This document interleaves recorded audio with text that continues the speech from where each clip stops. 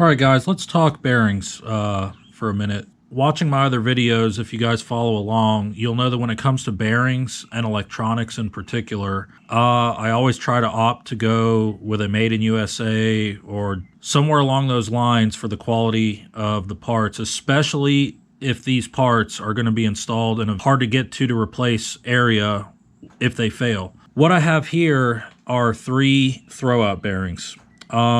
This is the first car that I've built post-pandemic. All right, all the other cars that I've done were, before the pandemic. So when I built Ruby, the red coupe, I was able to find a throwout bearing that was made in USA, and it was the National.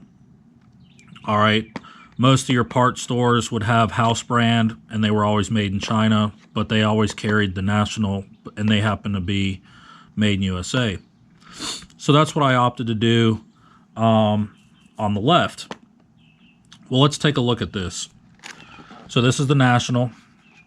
All right, and here's your industry standard part number for a Fox body throwout bearing, 614014. So I actually ordered this online and had it shipped to my house. All right, and when I got it, it's like, all right, cool, National. And if you can see here, I don't know if you can, made in China. All right, so right off the bat, not going to use it.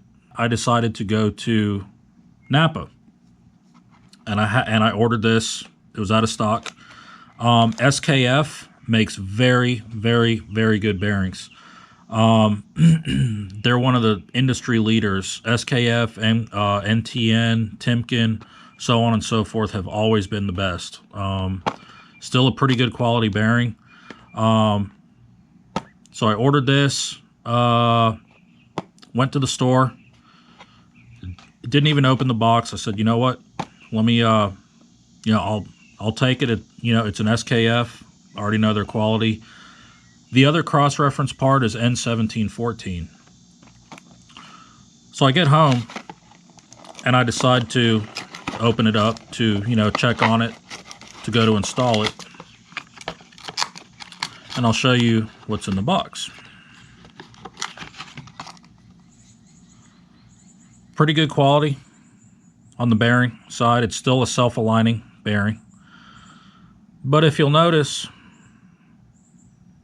look at the collar that rides on the input shaft bearing retainer of the transmission. It is a plastic or some sort of composite material. I, for one, have never used one of these before, never seen a throwout bearing that would have this on there.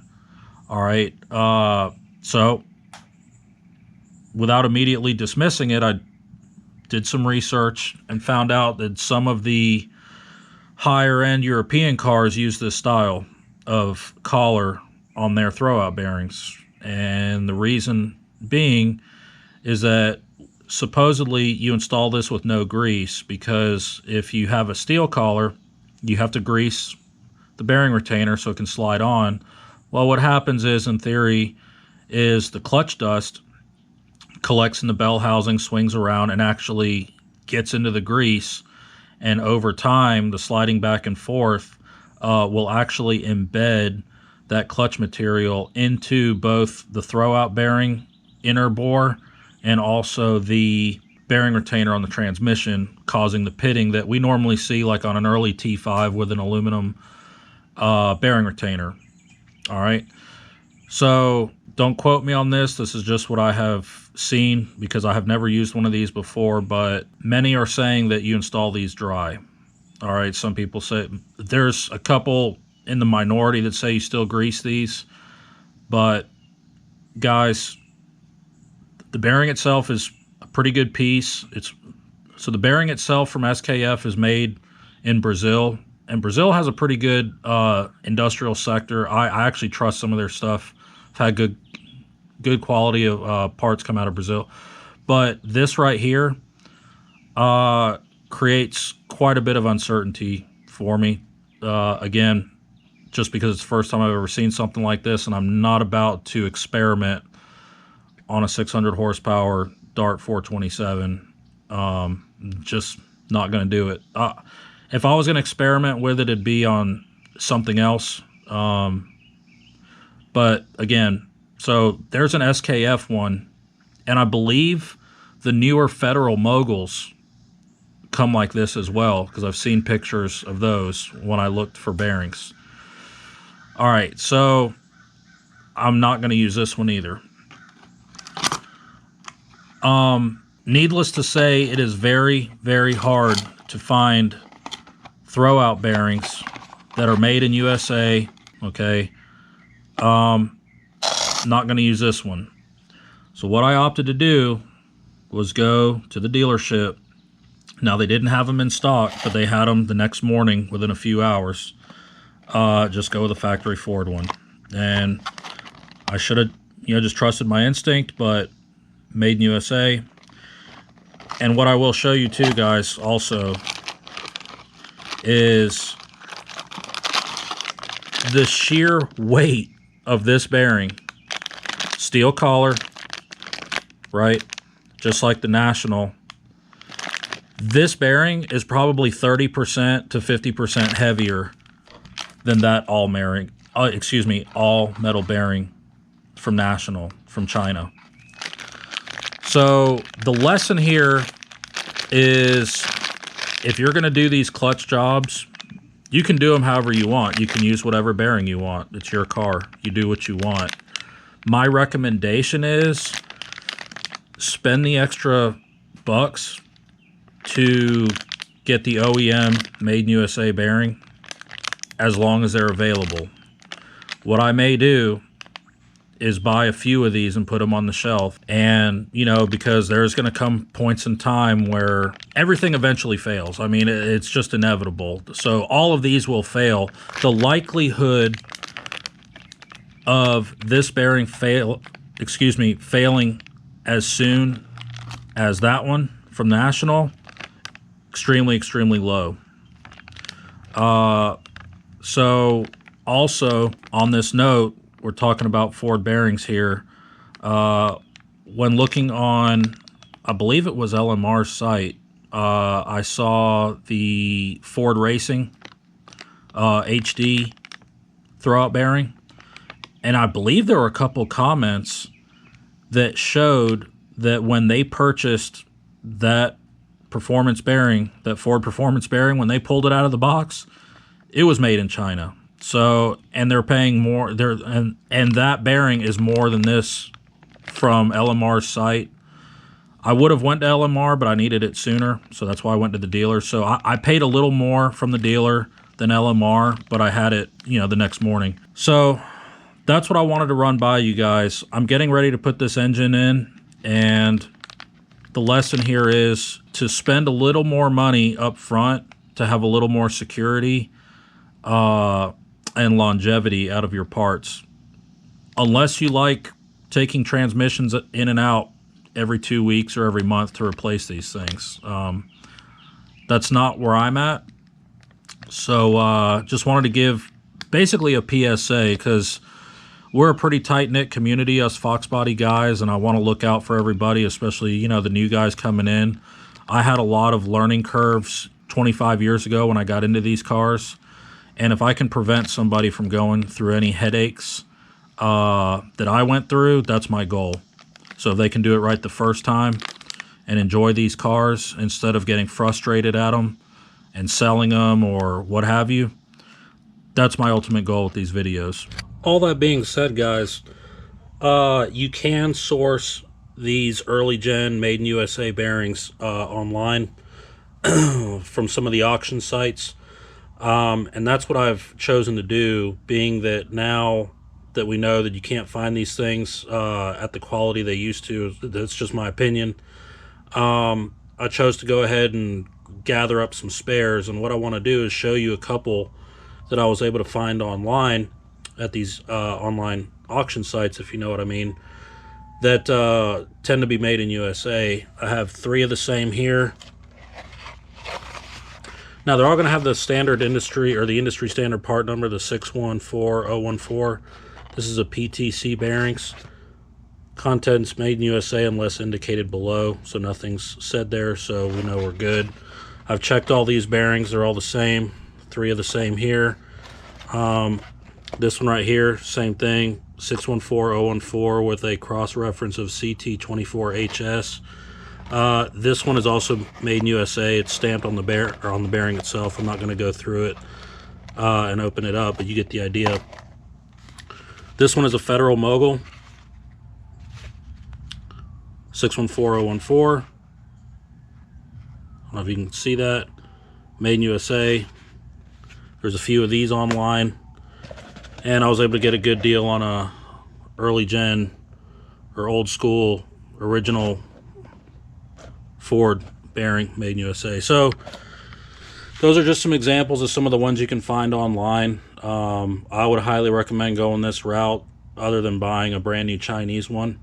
And same thing goes for the pilot bearings. I don't have any examples right now, but same thing goes for them. If you can find a good quality one, I would highly recommend using those.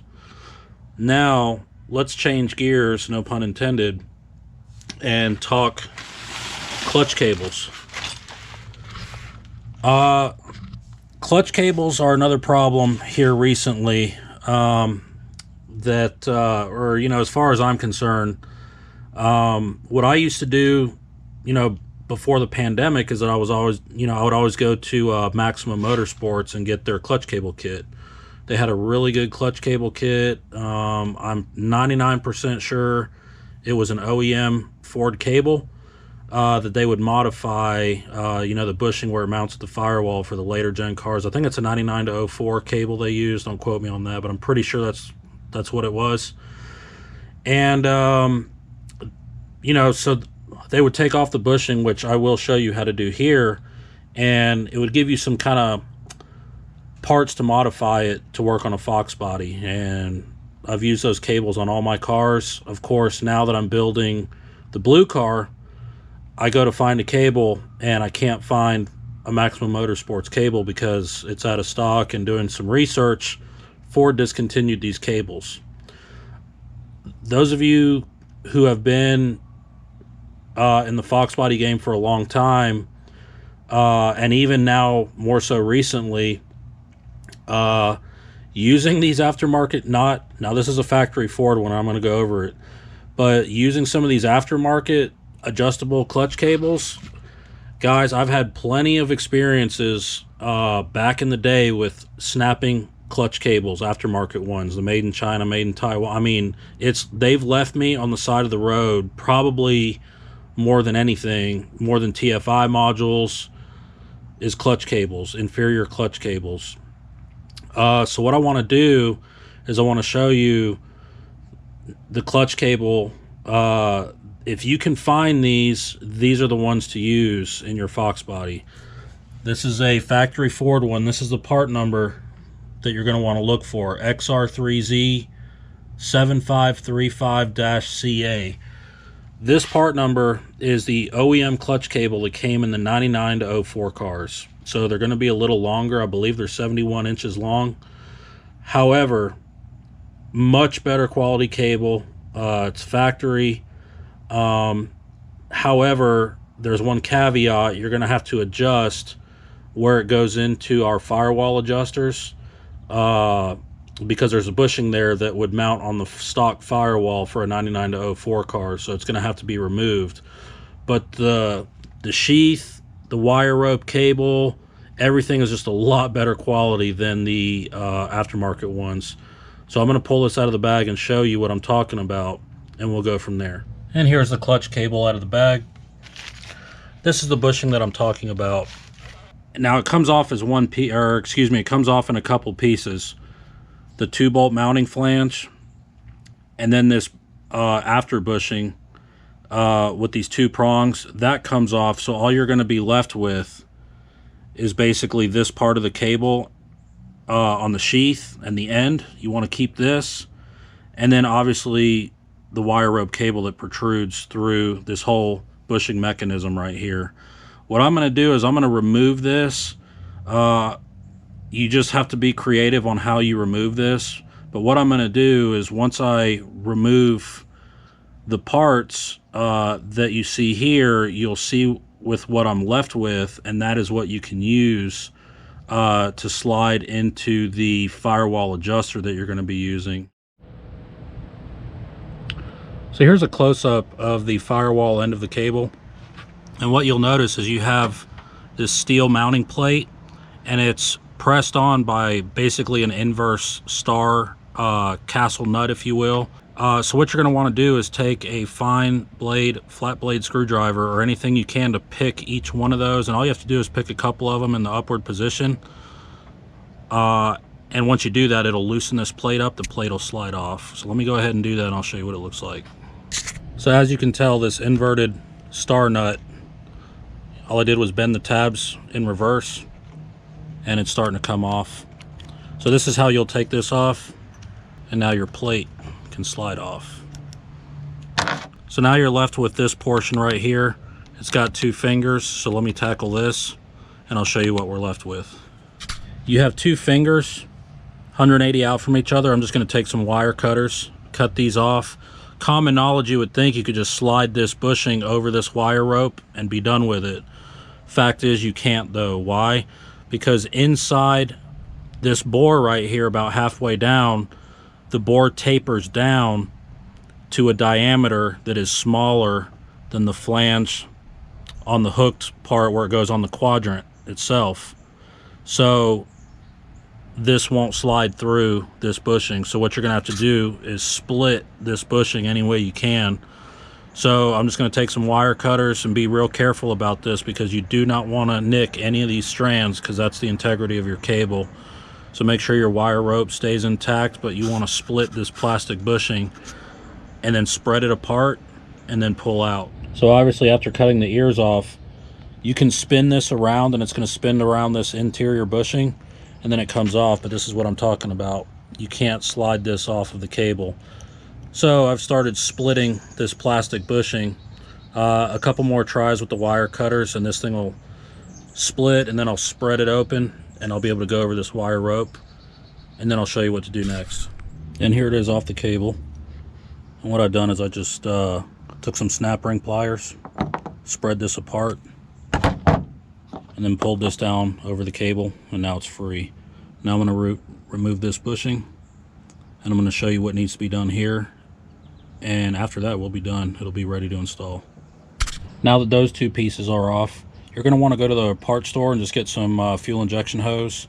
You want a 7/16 diameter for your fuel injection hose, and what you're going to want to do is cut just the length that you need that will go over this portion of the housing end. Usually it's about a 1/2 inch or so, but just kind of eyeball it, and you can get it pretty close. And as long as it falls between this flange and this wall, that's what you need. One thing to note is when you start sliding your section over, it's going to be tight over the hook end of the, where it goes onto the quadrant. Just go ahead and work it. It'll slide over it. It's a little tight fit, but it will slide over to get to the housing end. All right, guys. Now I'm just going to work this into position. And it doesn't hurt to spray some WD-40, but that is a perfectly snug fit, and that is the end result. That is what you want to use. So what I have here is a spare firewall adjuster. I'm going to show you how that fits perfectly inside here with just minimal play, which is what you want.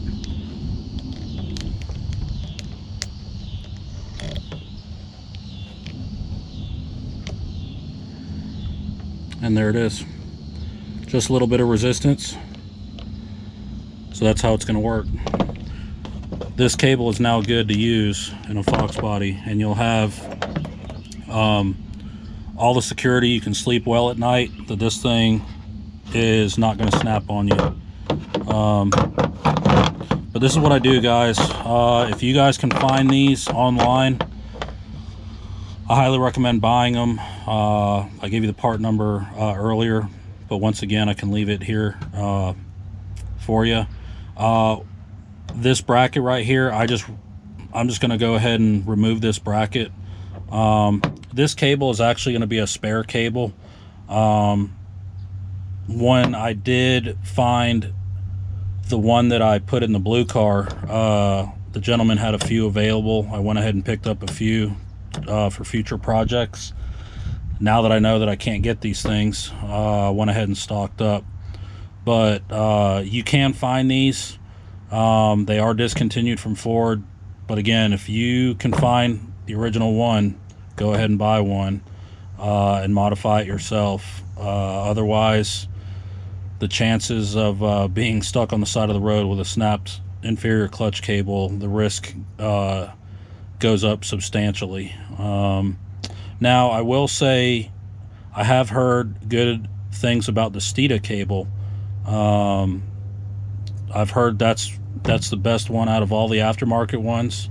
But again, I just would rather go this route, than anything. So that's all I'm here for, guys. I want to make sure your cars last as long as possible, so you spend most of your time enjoying your cars and not constantly working on them. That's my point of view on this hobby. I don't mind working on them. I mean, I like being creative and building them, but my time is valuable to me. I do have other things I want to do. I do want to go to shows. I want to go to all these other things, and I just believe in building these things right the first time, maybe spending a little bit more up front, but having some peace of mind that you can drive these things and not worry about them. So enough of me ranting. Thanks for watching, guys, and stay tuned for the next one. I need to show you some progress on the blue car because there has been some progress, but I will make it a follow-up video. So thanks for watching.